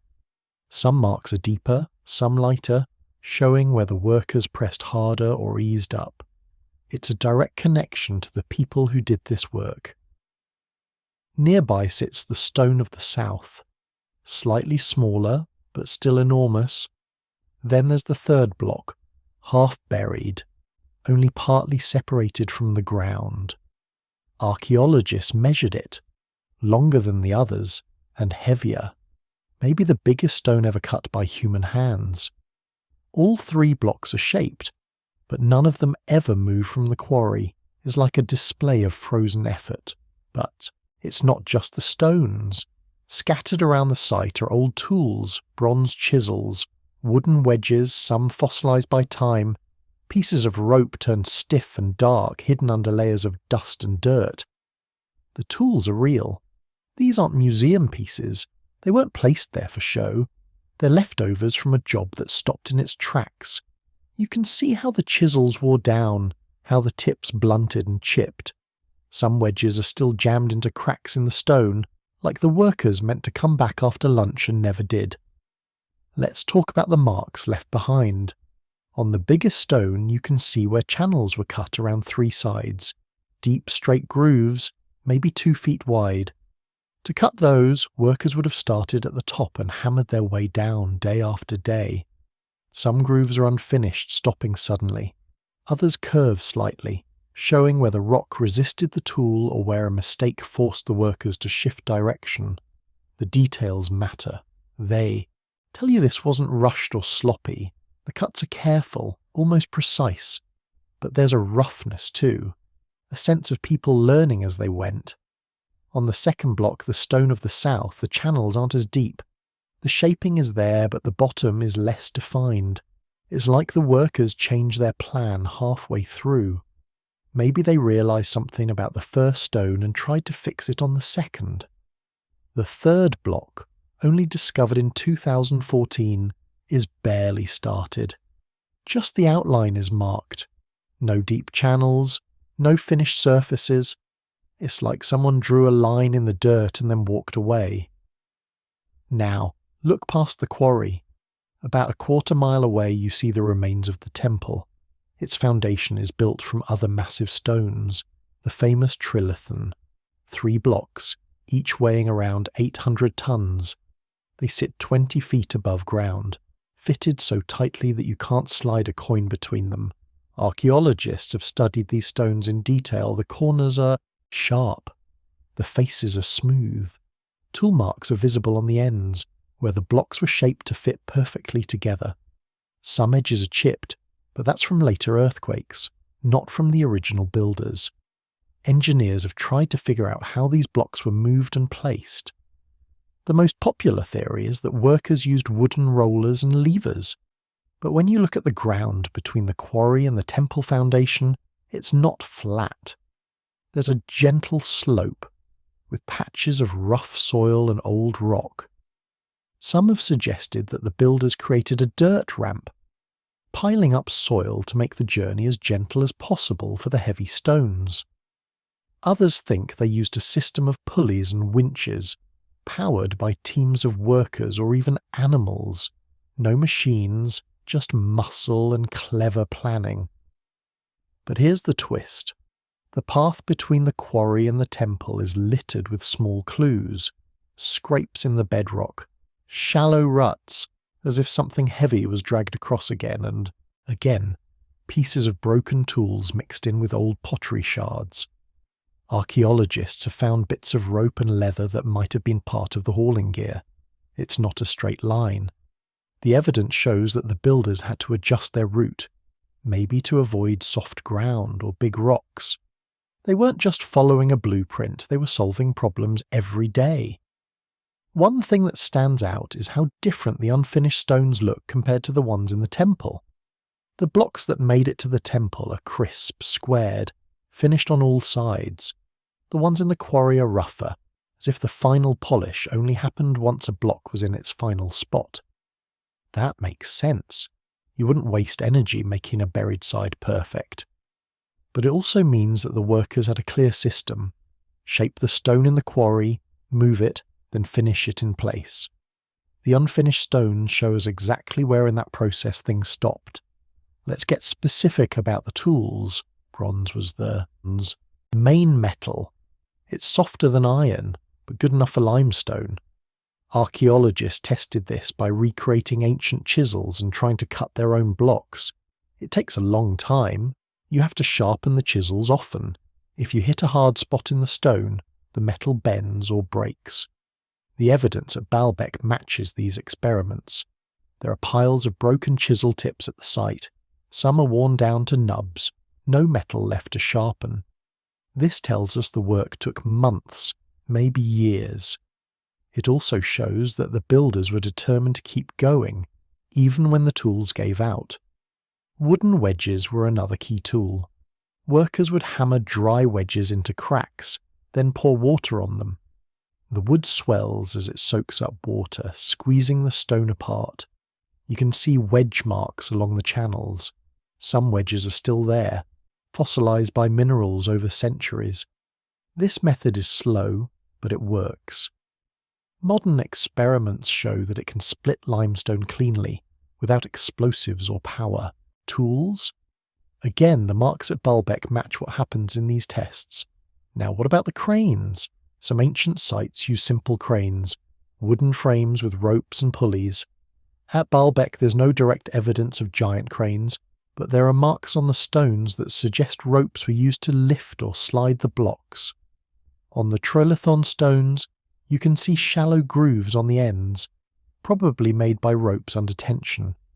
No one has found pieces of a giant crane at the site, but the wear patterns on the rocks fit what you'd expect if ropes were pulling from above. Let's talk numbers for a minute. Each Trilithon stone weighs about 800 tons. That's about the same as 130 full-grown elephants. The stone of the pregnant woman is more than twice that. Modern engineers have tried to work out how many people it would take to move something that heavy. If you use wooden rollers and ropes, you need hundreds of workers pulling together. Some estimates say 1,000 people, maybe more. But there's a catch. The bigger the block, the more friction. After a certain point, the stone won't move no matter how many people are pulling. The weight pushes the rollers into the ground. The stone sinks. The pulling teams get exhausted. Archaeologists tested this with smaller blocks. They built wooden sleds, loaded them with stone and tried to drag them over dirt and grass. Even with only a few tons, it's slow going. The sled leaves deep ruts. Rollers help, but only on hard ground. If the soil is soft or wet, everything bogs down. At Baalbek, the ground between the quarry and the temple is a mix. Hard in some places, soft in others. That might explain why the biggest stones never left the quarry. The evidence suggests the builders may have realised too late that the ground couldn't support that much weight. There's another detail that's easy to miss. Some researchers notice that the biggest stones aren't fully separated from the bedrock underneath. On the stone of the pregnant woman, a thin layer of limestone connects it to the ground. It's almost like the workers stopped just before the final cut. Maybe they wanted to keep the stone stable until they were ready to move it. Or maybe they realised that once they broke it free, they'd have no way to support the weight. If the stone cracked or shifted, the whole effort would be ruined. Let's shift to something you can see with your eyes. A crack running down one corner of the larger stone. It's not deep, but it's there. Some experts think this crack is a clue. If a block that big starts to split even a little, you can't risk moving it. The stress will make the crack worse, and the whole thing could break apart. That might have been the moment the workers called it quits. The evidence lines up. The crack, the unfinished channels, the tools left behind. Now, what about the smaller finds? Archaeologists have uncovered bits of broken pottery, coins and even scraps of clothing near the quarry and the temple. Some of the coins are Roman from the 2nd century CE. Others are older, from earlier cultures who used the site before the Romans arrived. This tells us the area was busy for a long time, not just during one building project. It also means that some of the legends about the stones being there forever aren't true. They have a real date tied to real people. There's more. Recent ground-penetrating radar scans show that under the quarry floor there might be even more unfinished blocks. Some are only partly shaped. Others are just rough outlines. This suggests the builders worked in stages. They'd start one block, move to the next, and only finish the final cuts when they were ready to haul. If something went wrong, bad rock, a crack, or a change in plans, they'd leave the block and start over nearby. The evidence shows a pattern. The bigger stones are abandoned first, the smaller ones come later. It's a story of learning by doing. Let's not forget the wear patterns on the ground. In some places the soil is compacted, pressed down by the passage of heavy loads. In others there are faint lines, almost like tracks. These aren't roads or paths. They're scars left by dragging something massive. The ground tells its own story, one of effort and repetition. Each mark is a record of a day's work, a team struggling to move what seemed impossible. Engineers have visited Baalbek and tried to recreate the movement of the blocks using only ancient technology. They set up wooden rollers, ropes, levers and sleds. With enough people, they can move stones up to 100 tons. With clever tricks, like pouring water on the dirt to reduce friction, or using oil, they can manage a bit more. But when they try to scale up to 800 tons or more, the numbers stop adding up. The friction is just too much. Even with every trick, the biggest blocks won't budge. The evidence from Baalbek matches these experiments. The stones in the temple foundation are about as big as you can move using muscle and wood. Anything bigger gets left behind. Now, let's talk about the temple itself. The Trilithon stones are set 20 feet above the ground. How did they get there? Some think the builders built a giant dirt ramp, dragged the stones up, then removed the dirt once the wall was finished. Others suggest they used levers to lift one end at a time, placing smaller stones underneath until the block reached the right height. There's physical evidence for both ideas. The blocks below the Trilithon are smaller, stacked like steps. You can see how they might have worked their way up, a little at a time. It would have been slow, but possible. There's a final piece of evidence that ties it all together. The stones above the Trilithon are much smaller, maybe 50 tons each. The pattern is clear. The bigger stones go at the bottom, supporting everything else. As the wall rises, the blocks get lighter and easier to handle. This isn't just random. It's careful planning. The builders knew the limits of their technology. The evidence shows they pushed right up to the edge, then backed off when things got risky. Some people wonder if lost technology was involved. Maybe machines we don't know about. But so far, no evidence has turned up. No mysterious tools, no hidden engines. Everything found at Baalbek matches what we know about Roman construction. Bronze, wood, rope, patience, and teamwork. That's it. The stones themselves are the best evidence. They show the limits of what muscle and simple tools can do. One last thing. The unfinished stones aren't hidden or secret. They're out in the open for anyone to see. Archaeologists, tourists, engineers, they all look at the same clues. The evidence is there, waiting for us to notice. No matter how many stories get told, the truth is written in the rock. The stones are heavy, stubborn, and silent. But if you pay attention, they speak volumes about human effort, invention, and the courage to try. The quarry is quiet now, but the stones are still waiting. If you walk through Baalbek's quarry today, you see something strange. Not just huge stones and old tools, but a kind of waiting. It's like the whole site is holding its breath, stuck between action and silence. The big blocks never left. They sit in the sun year after year, while everything else changes around them. Some people see this as failure, but the truth is more complicated. There's a story here, told by details most people miss. Start with the cuts in the stone. If you look close, you see layers of choices. Workers started with a general shape marking out the edges. Then they made deep grooves, swinging bronze chisels again and again. Some cuts are straight, almost perfect. Others wander, curving away from the plan. You can follow the path of someone's mistake, where a groove veered too far then stopped. They tried to correct it by starting again. Little to the side, the rock holds all these decisions like a frozen notebook. Now check the surfaces. Some parts are smooth, almost polished. You can imagine the pride in getting a side that flat even with simple tools. But right next to those you find patches still rough, covered with tiny chips. It's as if the workers lost interest or had to hurry. Maybe they were testing how smooth they needed to go. Or maybe time ran out. The stones aren't finished or rough. They're both, in different places.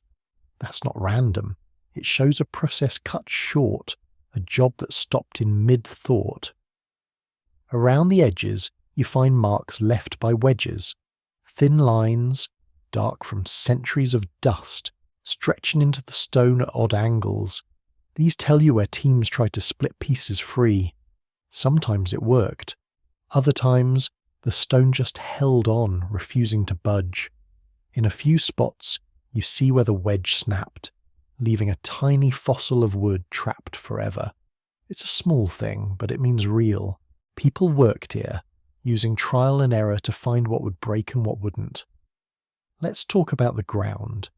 People focus on the stones, but the earth around them has its own story. There are places where the dirt is packed down into hard paths. Other places are soft, almost untouched. If you step carefully, you can trace old routes, where teams would have dragged ropes or rolled logs. Sometimes a path ends suddenly at a patch of rock. Maybe the workers hit a problem there, a dip, a hole, or a spot that couldn't take the weight. There are gouges too, where something heavy skidded and tore up the soil. Each mark shows effort, planning, and sometimes defeat. What about the tools? They're not just random leftovers. Each one tells you something about the work. Bronze chisels wear out fast, especially on limestone. Archaeologists have found piles of broken tips at the site. Some are sharp, almost new. Others are so worn down they're barely tools at all, just stubs of metal. The pattern is clear. Workers kept using their tools until nothing was left. No waste. Sometimes they even tried to fix broken ones, sharpening them again and again. It's the kind of detail you don't see in a museum, but here it's obvious. This was a job that demanded everything the workers had. Mixed with the tools are personal things, bits of sandals, a broken comb, a bead from a necklace. These aren't important on their own, but together they make the place feel real. Someone dropped that bead while working. Someone took off their sandals to get better grip on the stone. The quarry isn't just a scene of labour, it's a place where people lived, at least for a little while. You can almost hear their voices echoing across the stone. Now, move to the weather. The quarry isn't protected. Sun beats down for months, then rain comes, turning the dust to mud. Sometimes the limestone itself crumbles a little, flaking off tiny pieces. These changes leave marks.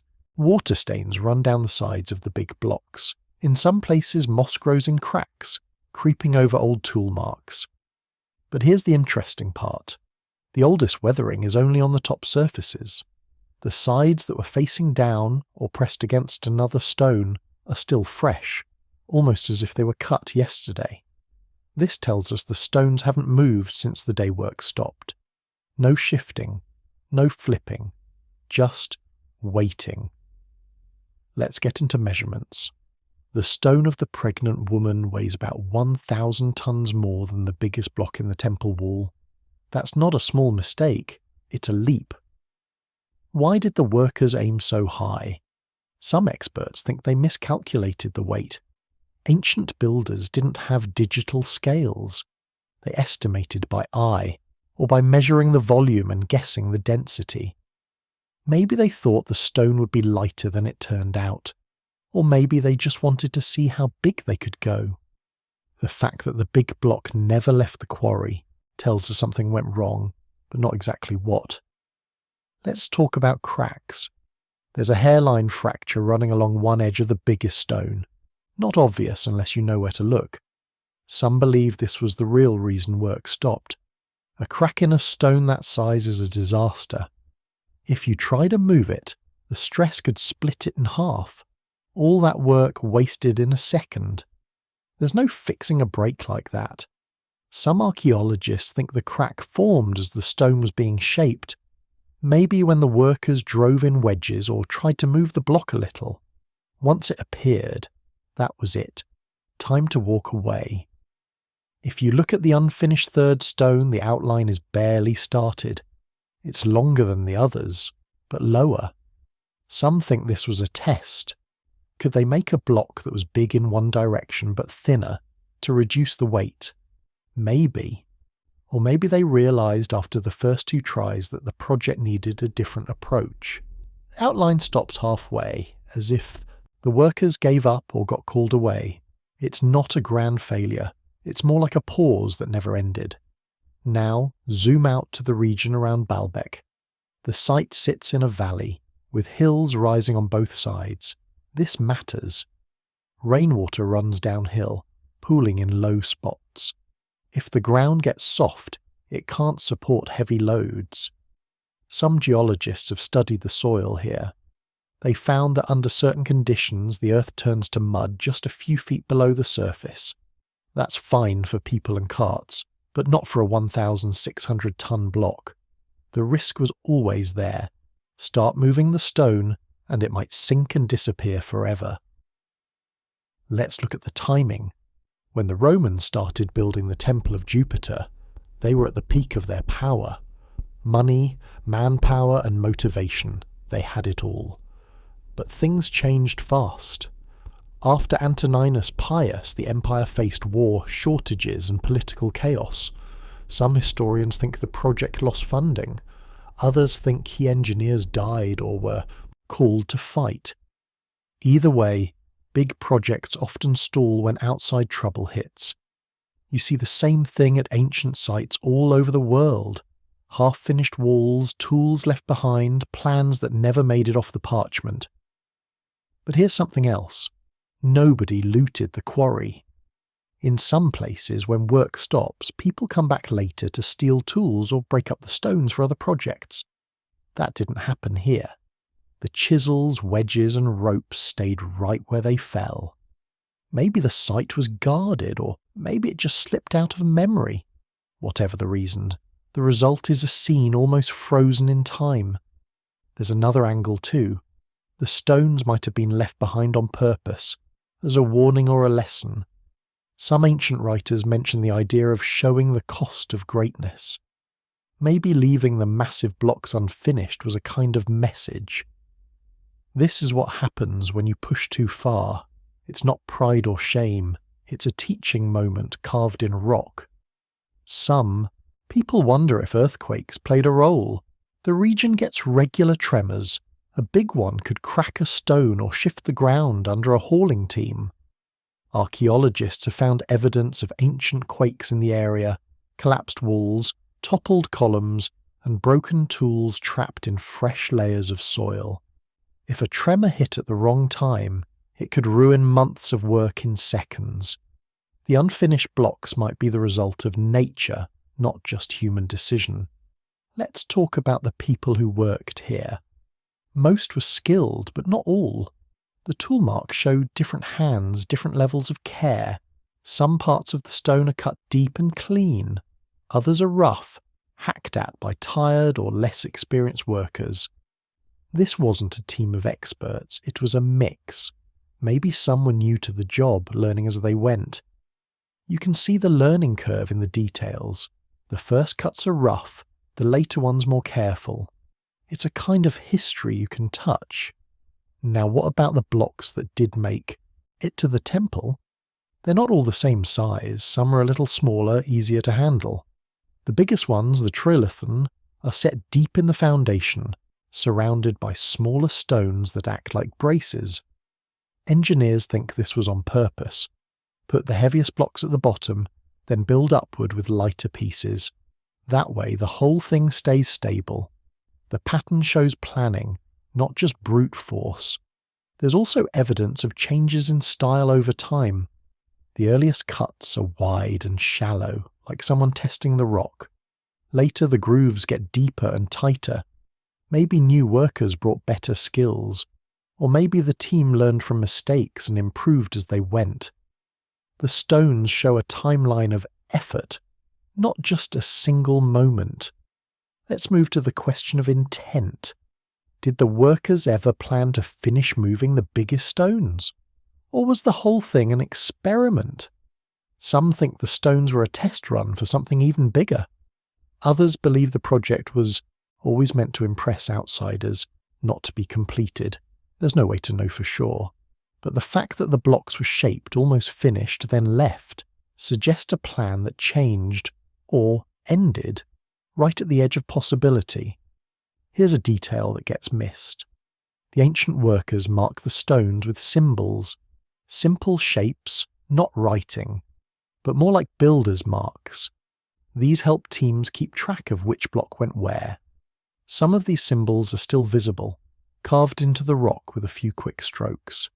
It's a way of organising chaos, turning a mountain of limestone into a project with order and meaning. The mark stops suddenly, right where the work ends. Some stones have stains from old fires nearby. Archaeologists think workers camped at the site, cooking meals and resting between shifts. Pieces of charcoal, animal bones and broken pots are buried in the dust. It's a reminder that this place was alive, full of noise, smells and heat. The stones, watched it all and then watched it fade. Let's talk about possible solutions. Modern engineers have tried to move blocks this size using only ancient tools. The results? With enough people, you can move a few hundred tons. Anything bigger, and you start breaking tools, crushing rollers, or sinking into the ground. Some experiments use wet clay to reduce friction, or special sleds to spread the weight. But even with every trick, nobody's moved a 1,650-ton stone without modern machines. The old limits still hold. So what does all this mean? The stones in the quarry aren't just leftovers. They're the record of a plan that ran up against reality. Whether it was a crack, a storm, a war, or just a change in thinking, the project stopped. The proof is everywhere. Unfinished cuts, broken tools, empty paths through the dirt. The site isn't a mystery because of what's missing. It's a mystery because so much is left behind. Baalbek's quarry is different from other ancient sites. Most places the story is about what got built. Here, it's about what didn't. The biggest stones in the world shaped by hand, then left to rest. It's a lesson in ambition, effort, and the moment when dreams meet the hard ground. If you stand there long enough, you realise something else. The stones aren't hidden, but they're patient. They wait for someone to ask the right question. Not just, how did this happen? But, why did they try? The evidence is all around, silent but clear. Human hands did this. Human choices ended it. And that's what makes Baalbek so powerful. The story isn't finished. The stones are still waiting. They're evidence of a dream that almost took flight. A lesson, a warning, and a challenge. All at once. The past doesn't always give us answers. Sometimes it just gives us questions carved in limestone waiting for someone to notice. So in the end, maybe that's the real message. Not everything gets completed. Some dreams stay half-finished, not because people failed, but because they reached as far as they could. The stones at Baalbek are proof, not just of power, but of limits. And in a strange way, that makes them even more impressive. Some stories are stories because they never ended. These stones are still waiting for the rest of their tale. Imagine standing in front of those giant stones, feeling small and curious. You can't help but wonder, what is it about these blocks that holds people's attention for so long? Why do we care so much about rocks that never made it into a wall? It's not just about size or strength. It's about intention. The stones pull our thoughts toward the question, what does it mean to try something impossible and then walk away? Let's look at a simple example far from Baalbek. Picture a playground with a slide. A little kid climbs to the top, stands there and looks down. Sometimes the climb is enough. The kid never goes down the slide. They just wanted to see how high they could get. The rest doesn't matter. That's the weight of intention. It's the invisible push behind every action, from the smallest experiment to the biggest stone. Now bring it back to Baalbek. Those blocks are like the kid at the top of the slide. The workers got as far as they could. They made their mark. Maybe finishing wasn't even the point. What mattered was the act of reaching. This idea shows up everywhere in history, not just in construction, but in art, science, and even daily life. Take Leonardo da Vinci. He's famous for paintings like the Mona Lisa, but he left behind hundreds of unfinished sketches and projects.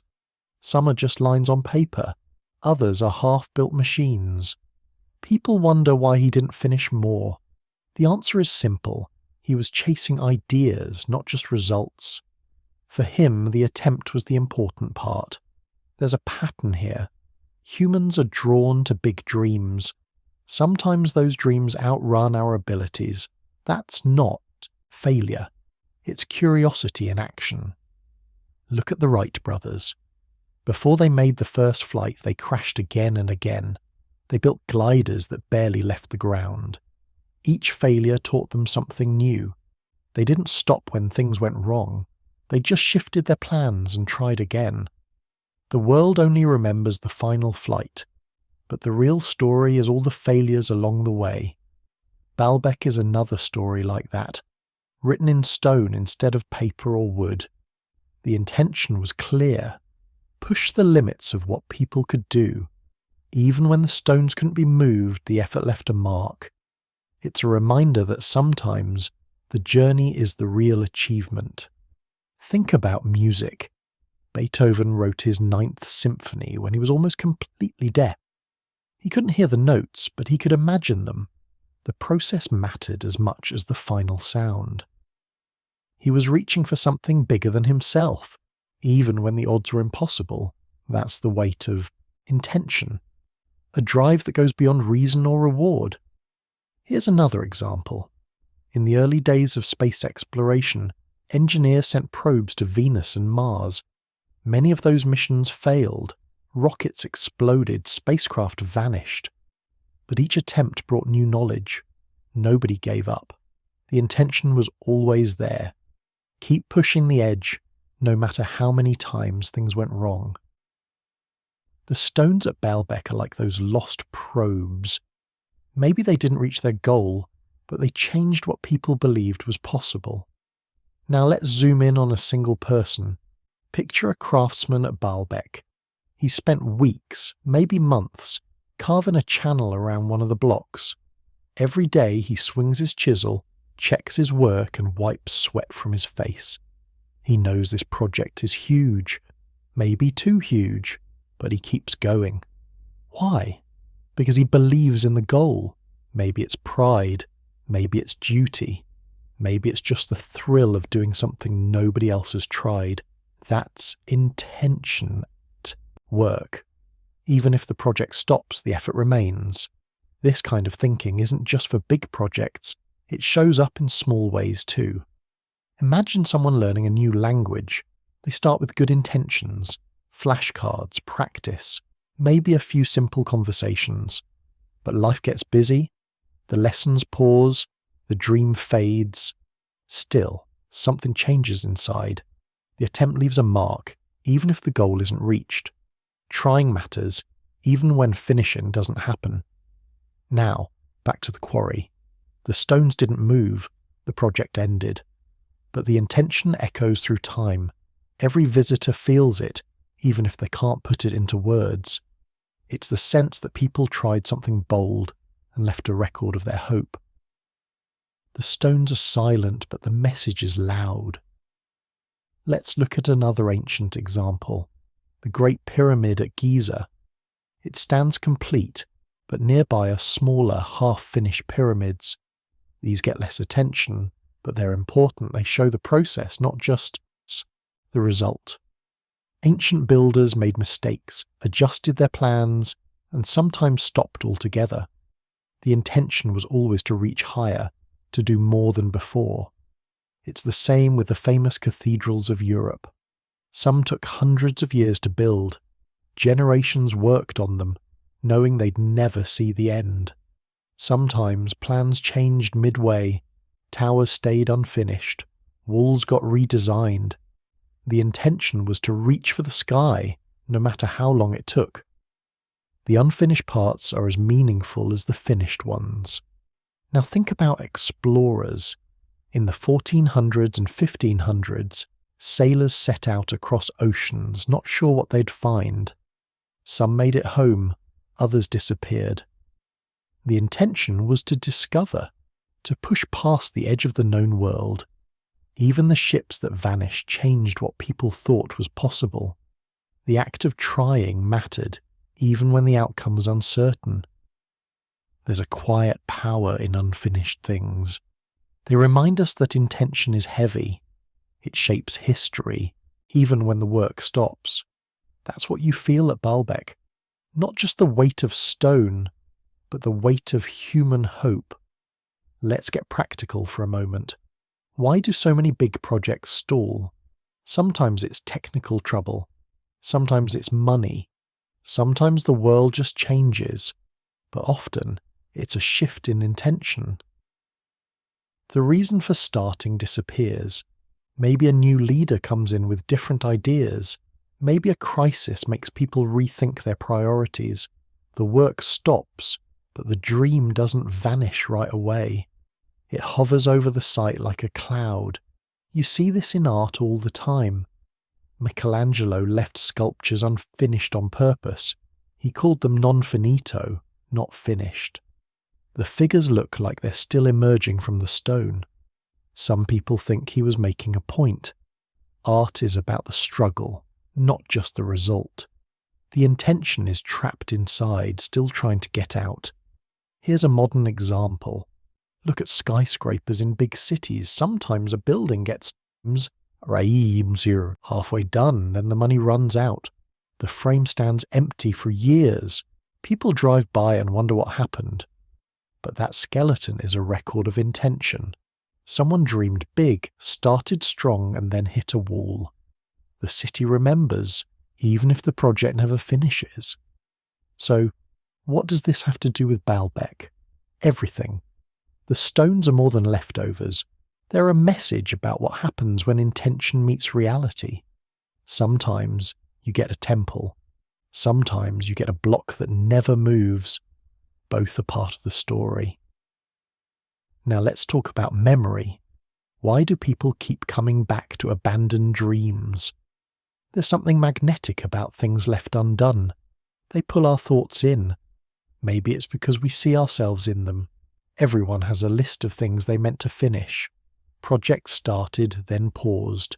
Books half read. Ideas that never made it past the first page. The stones at Baalbek are a giant version of that feeling. This is where my mind goes when I think about places like this. Not just to the technical puzzles, but to the human ones. What does it mean to want something so much that you carve it out of the earth, even when you know you might not succeed? The stones are a mirror. They show us our own unfinished dreams. Here's something else. Unfinished projects aren't always a waste.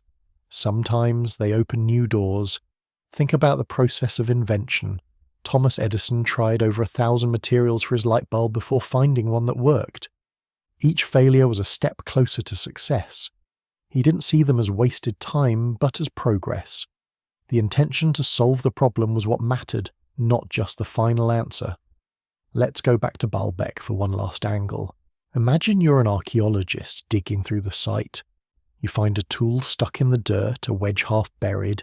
You know the workers left in a hurry. Maybe they were called away. Maybe they gave up. But you also know that tool was held by someone who believed in the work. That belief hangs in the air. It's as heavy as the stones themselves. Think about how history remembers effort. We tell stories about winners and losers, about finished and unfinished things. But the truth is, most of what shapes the world happens in the middle. In the trying, in the struggle. That's what the stones at Baalbek show us. Intention is a force, even when it leaves no temple, just a dream in the dirt. And here's a final thought. The world is full of projects that never made it.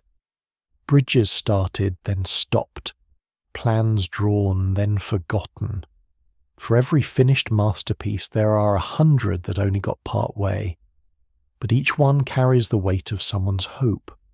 The intention never really disappears. It stays there, waiting for someone to notice, to wonder, to ask why.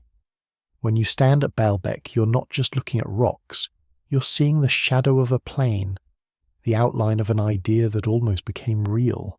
The weight of intention is everywhere, in the ground, in the unfinished cuts, in the silence that hangs over the quarry.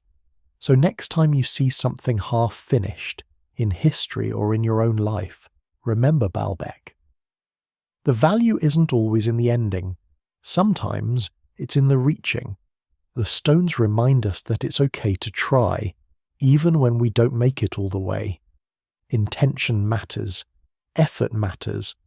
The proof is still sitting there, waiting to be understood. And that's why abandoned dreams don't really disappear. They become part of the landscape. They shape the way we see the world and the way we see ourselves. In a strange way, they're what makes us human. We dream, we reach, and sometimes we leave behind something that outlasts us. The stones at Baalbek are just one example. There are many more scattered across time, all waiting, all holding the weight of intention. So after all of this, after thinking about size, purpose, power and intention, what are we left with? What does Baalbek really show us when you strip away the legends and the theories? The answer is not simple, but it's also not hidden. You just have to look from a new angle. Standing in that quarry, you see more than just engineering. You see the echo of a choice to reach for something bigger than anyone thought possible. And when that reach fell short, it didn't end in disaster. It ended in silence. That's a rare thing in history. Usually when something fails, it disappears. But here, the effort is frozen in place. The blocks didn't move, but the dream didn't fade. Let's step back for a minute. Why do unfinished things matter so much to us? It's not just about the mystery, it's about the question they leave behind. You look at those huge stones and wonder, could I have done that?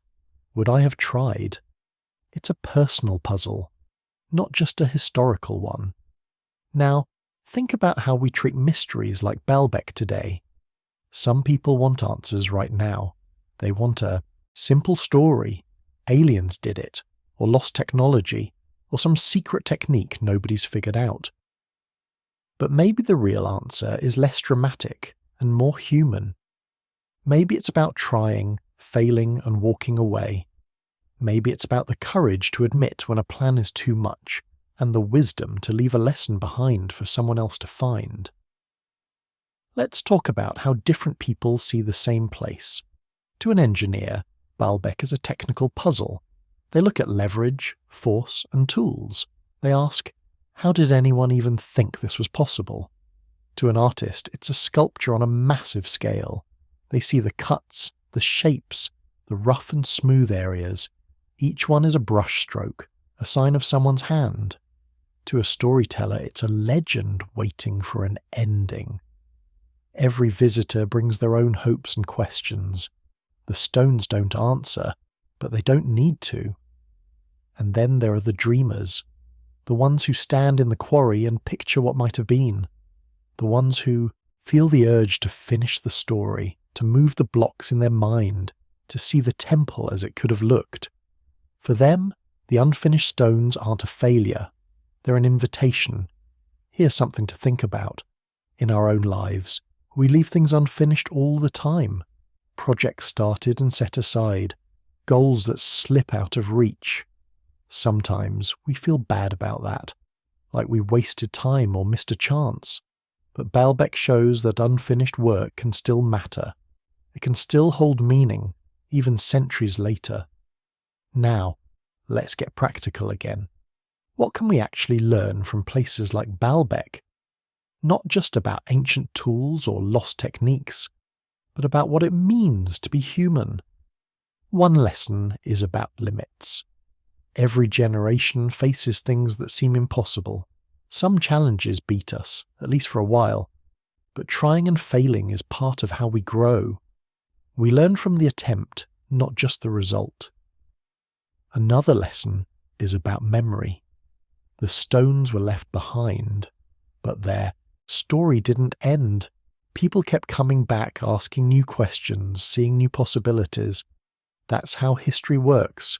We build on what others started, even if they never finished. And here's a bigger idea. Sometimes the value of a project isn't in what it becomes, but in what it inspires. The workers at Baalbek may never have seen their blocks become a temple, but centuries later, those same blocks spark wonder and curiosity. They remind us that effort itself can last longer than any single building. Think about the world today. We're surrounded by things that are always changing: technology, cities, even ideas. Most of what we build doesn't last for thousands of years, but the urge to try, to reach for something new, doesn't go away. It's built into us. When we see the abandoned stones, we see a piece of ourselves, the part that dreams, that plans, that sometimes bites off more than it can chew. Let's look at the bigger picture for a second. Baalbek isn't the only place where this happens. Across the world there are unfinished projects, bridges, towers, tunnels, even whole cities. Some faded away because of war or disaster. Others stopped because people changed their minds or ran out of money. But all of them hold a trace of hope, a sign that someone once thought anything was possible. Now here's a twist. Sometimes unfinished things are more powerful than finished ones. They leave room for imagination. They invite us to fill in the gaps. A completed temple tells a clear story. An abandoned stone asks a question. Which one pulls you in more? Think about how you feel when you see a half-built house or an empty building frame in a city. There's a sense of waiting, of suspense. The story isn't over yet. That feeling is what makes Baalbek so haunting. It's not just what was done, but what might have been. Let's talk about legacy. People often think legacy means leaving behind something perfect, an invention, a painting, a building that stands forever. But maybe real legacy is messier. Maybe it's the pile of notes, the sketch on a napkin, the project that never quite made it. Those things remind future generations that trying is part of the process, that it's okay to aim high, even if you fall short. Here's a story from another time. In the 1800s, scientists tried to build flying machines. Most crashed or never left the ground. But each failure taught someone something new. The lessons from broken wings and failed launches built the path to real flight. The early experiments mattered, even if they didn't work. Baalbek has that same energy. It's a place where people aimed for the sky, and when they hit the ceiling, they left a sign for everyone to see. They didn't hide the work. They didn't erase the effort. They walked away, but the dream stayed. Now, let's turn to the idea of peace. The stones haven't moved in over 1,000 years. They rest, untouched, while wars and empires rise and fall all around. In a way, they found a peace that people rarely do. They're done moving. The struggle is over. The silence is deep. Maybe that's the real lesson. Everything we build, finish, or leave undone will someday fade into quiet. The noise of work, the arguments, the plans, all of it settles in the end. What's left isn't just the thing itself, but the meaning people find in it. If you ever get the chance to stand in that quarry, take a moment. Feel the stillness. Let your mind wander over the blocks, the marks, the empty space. Try to imagine the hands that shaped each groove, the voices that filled the air. Remember that sometimes the story isn't about the ending. It's about the boldness to begin. We chase answers, but sometimes the best thing we can do is ask better questions. Baalbek is one giant question, carved in stone. Why did they stop? What did they hope for? What did they learn? Maybe we'll never know. Maybe that's okay. In every unfinished stone, there's a lesson about hope, effort, and the courage to dream. That's what stays. That's what matters. And that's what makes Baalbek quiet, massive, mysterious, one of the most human places on Earth.